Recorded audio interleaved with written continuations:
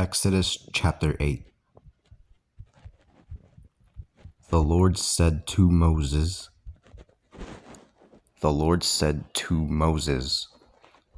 command Aaron, stretch out your hand with your staff over the waters, over the canals and pools, and make frogs come out all over the land of Egypt.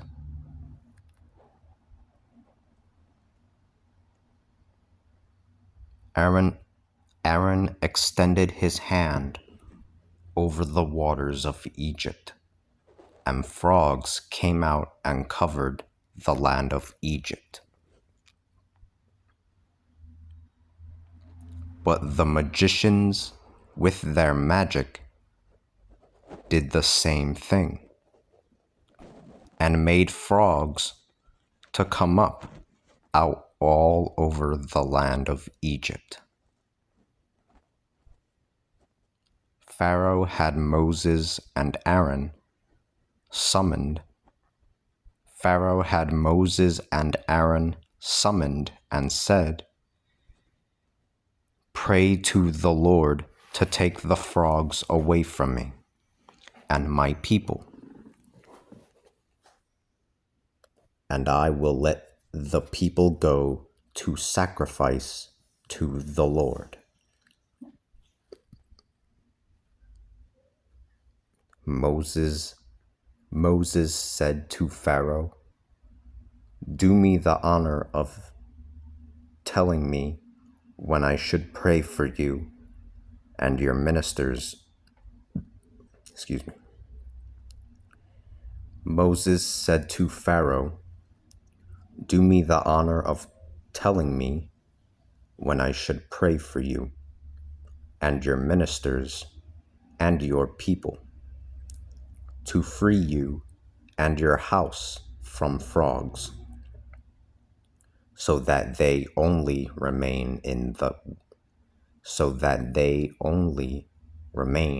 waters of the Nile." He answered, "Tomorrow." Then Moses said, "As you say, in order that you may know that there is no equal to the Lord our God. The frogs will leave your house and those of your servants and of your people, remaining only in the Nile."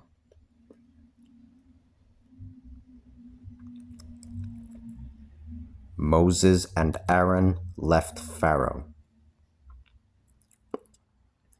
and Moses beseeched the Lord concerning the frogs that he had sent against Pharaoh.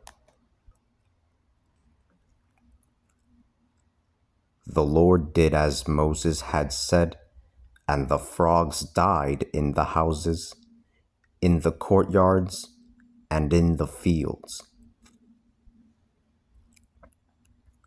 They piled them up in heaps, and the land stank.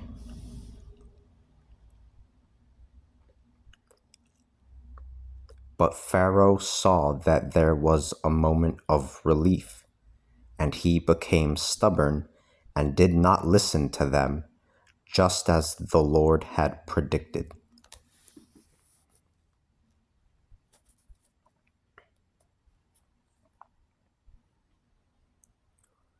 Then the Lord said to Moses, "Command Aaron, stretch out your staff and strike the dust of the earth. It will change into gnats in all the land of Egypt." This is what he did. Aaron stretched out his hand with his staff, struck the dust of the earth, and there were gnats on man and beast. All the dust of the earth changed into gnats throughout Egypt. The magicians did the same thing with their magic to produce gnats, but they were not able to do it. The gnats were on man and beast. The magicians said to Pharaoh, "It is the finger of God." But the heart of Pharaoh was so hardened that he did not listen, just as the Lord had predicted.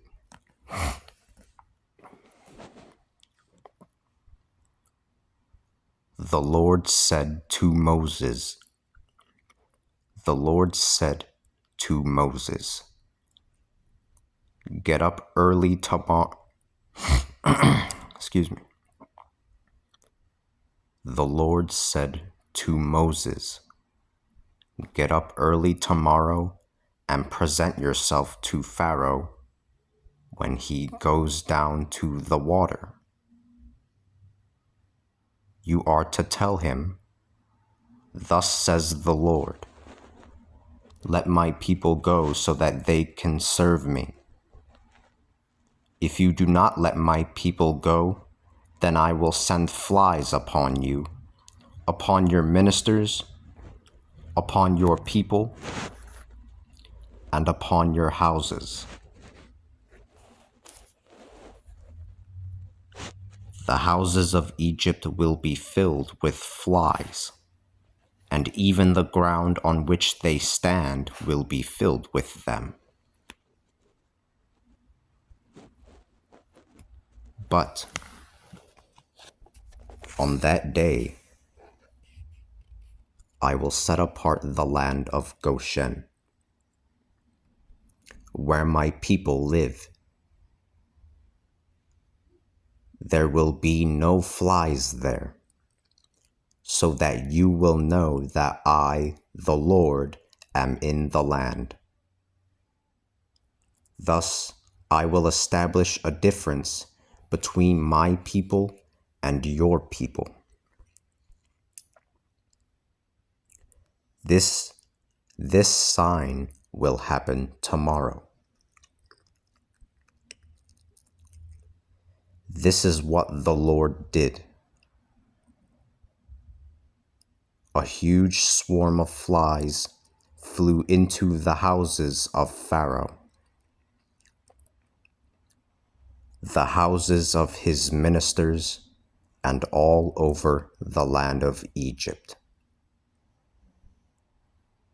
The area was devastated because of the flies.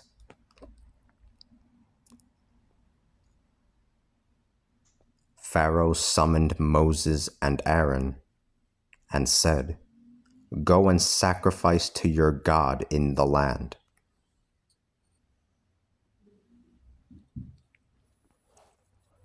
But Moses answered, "It would not work, for the sacrifice that we are going to make to the Lord our God is an abomination to the Egyptians. Could we perform a sacrifice that is an abomination to the Egyptians in their sight? Would they not stone us? We will go into the desert, a 3 days' journey, and that is where we will sacrifice to the Lord our God, just as he has ordered us."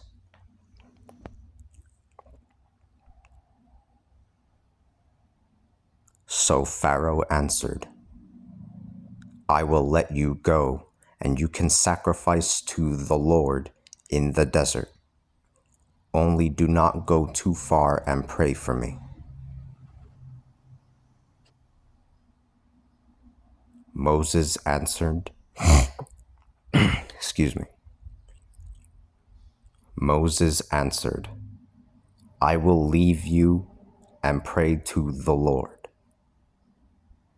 Tomorrow the flies will depart from Pharaoh, from his ministers, and from the people." Pharaoh, however, must not deceive us by not letting the people go to perform their sacrifice to the Lord. Moses left Pharaoh and prayed to the Lord. The Lord did as Moses said, and the flies departed from Pharaoh, from his ministers, and from his people. There was not even one left. But Pharaoh became stubborn and once again would not let the people go.